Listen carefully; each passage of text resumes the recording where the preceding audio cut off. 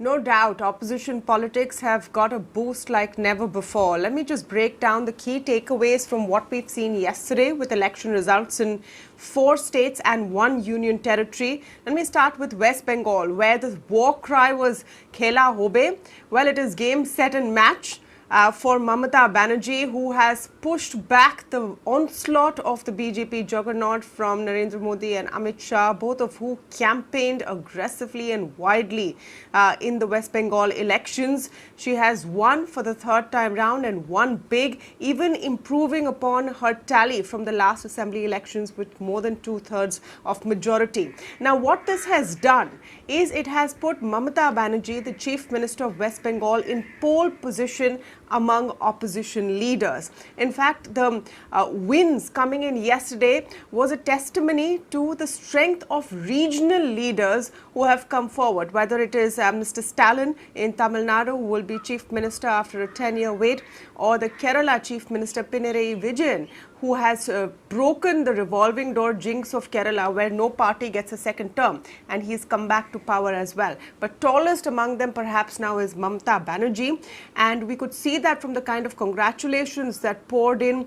from regional leaders across the board, from the Shiv Sena, from the NCP, from Arvind Kejriwal, and from the Congress as well. So this raises the question whether Mamata Banerjee will be in pole position to lead an anti-BJP opposition front without Congress at the forefront, but perhaps playing a more supporting role behind. But we'll have to wait and see how that story pans out. As of today, Mamata Banerjee has definitely seen a massive win against the BJP.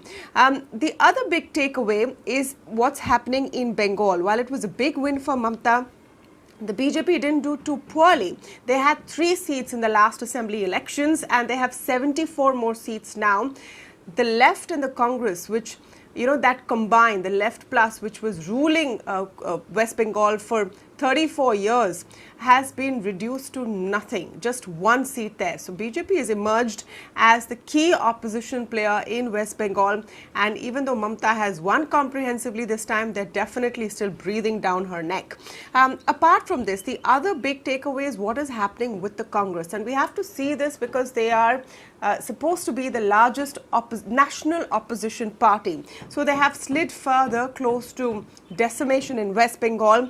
Assam, they've lost the plot. The difference between the BJP and the Congress in Assam in vote shares was not that much, but the Congress just could not claw back anything in Assam, and the BJP won the second time round fairly comprehensively. In Kerala, the Congress front, which is the UDF, was supposed to get its turn according to the revolving door policy, but they could not make it either. Some relief in Tamil Nadu, but most of the credit is going to Mr. Stalin because the DMK has fared pretty well themselves. Let me just talk a bit about Kerala, and this is going to be important because part of the reason the LDF came back to power is because of a perception that they handled COVID-19 well in the state of Kerala. And this is going to be important because the full force of the COVID disaster we're seeing in India right now politically is yet to play out. It's clear that electorate is voting for parties and for governments that they see able to really manage COVID-19. Just one last takeaway I would like to add is in Assam and the role of Himanta Biswa Sarma, lifelong Congress leader who switched to the BJP and now has become their prime troubleshooter in the state of Assam. There are speculations rife whether he will be made chief minister instead of the sitting CM Sarbanand Sonowal. So a lot of exciting takeaways coming in from the elections where the results were declared yesterday.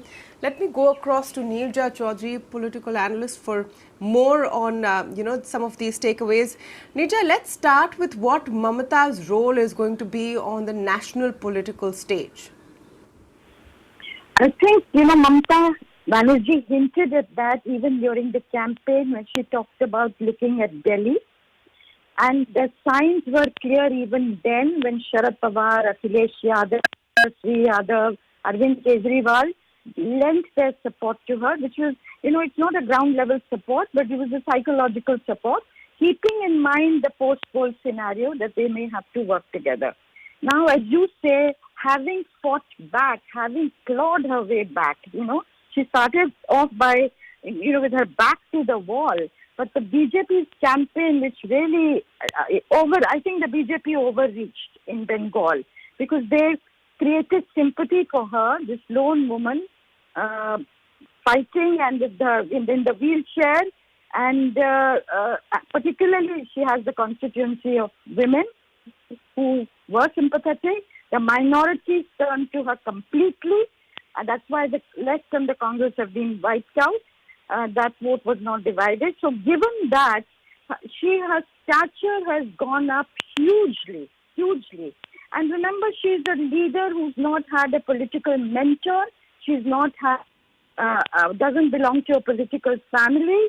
And here she is, she's wiped out the left. She's become the real Congress over the years, and she's ready to take on an aggressive BJP. So yes, her word will count with the other opposition parties, particularly the regional leaders. And there was a move even before the election, with Sharad Pawar making some efforts to bring together the regional parties in a federated arrangement where they can actually work together, keeping in mind 2024, keeping in mind state elections also, which will be on the way next year. And leaving the Congress, that we'll do business with the Congress later on. So the Congress will then be reduced to a second more important player.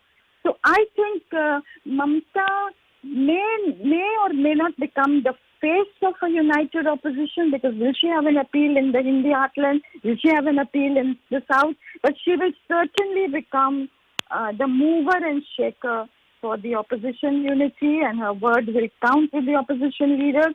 So let's see how this all pans out. And remember, there is the COVID you talked about. Politics will revolve around how government actually handle that. And the BJP has lost a lot of ground in the way they have handled COVID.